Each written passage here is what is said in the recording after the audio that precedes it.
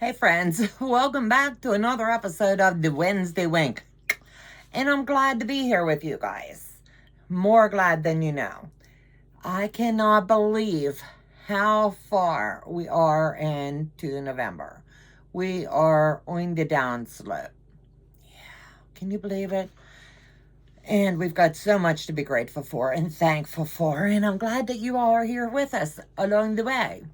So anyway, I wanted to give you a little tidbit and a little idea that I have. And I hope that you will join me along the way. This year, moving into 2026, I have planned all of my projects ahead of time. Everything will be set up and ready to roll when I tell you that we're doing this or we're doing this. So if you want to get the pattern and you want to sew along, the door's always open. But for the first project for January, and I honestly know we're in November, but I want you to be able to have what you need before we start. So I hope that you understand that's why this video was so important to me. And this one will kick off on the first Friday night of January. This is so pretty. And it's all scraps. You can't go wrong with that, right? Yeah.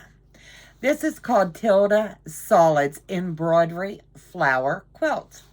You can get this off tildasworld.com. I have acquired this and I have researched and I'm looking at it. And look how cool the layout is. What you will do is build each segment. Now, I've only allotted a month for this because I know us. There's going to be times that we can do it all in one sitting, or this one might take a little bit of extra time. You can use your 10 Sisters grid.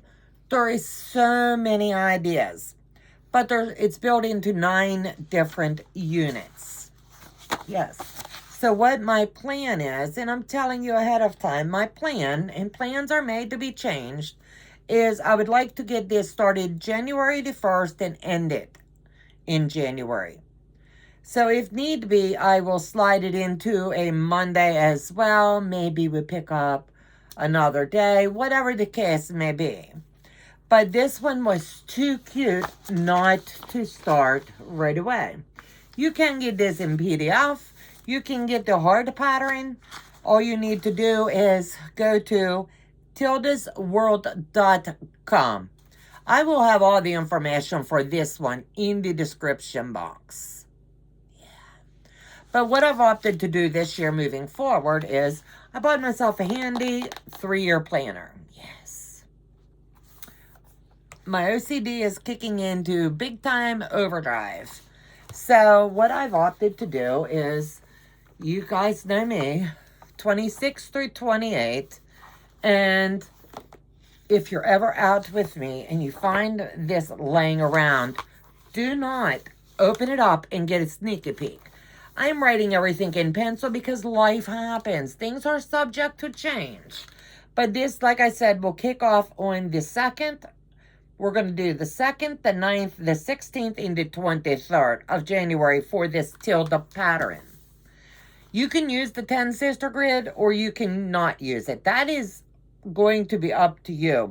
Your background selection color, that needs to definitely stay consistent, but the other colors that you will need, it comes with the way that you're going to do this, and it comes with the color chart.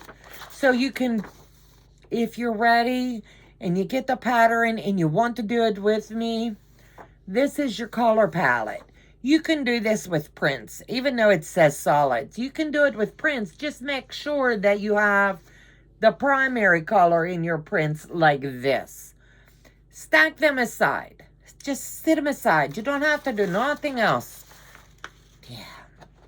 And I am ripping this pattern apart while I'm showing you, because I'm showing you stuff that's not going to make a big difference. But see how this is? It does look overwhelming. But you have to figure it like this. How do you eat an elephant? One bite at a time. So it'll come into 9 different sections, and then you'll join each section together, and then you'll build the rows out. It's really going to be simple. The hardest part is picking your color palette. What do you want for yours? Do you want it to be prints? Do you want it to be solids? Do you want it to be showered with a good mix? Everything that you're doing with this is going to be up to you.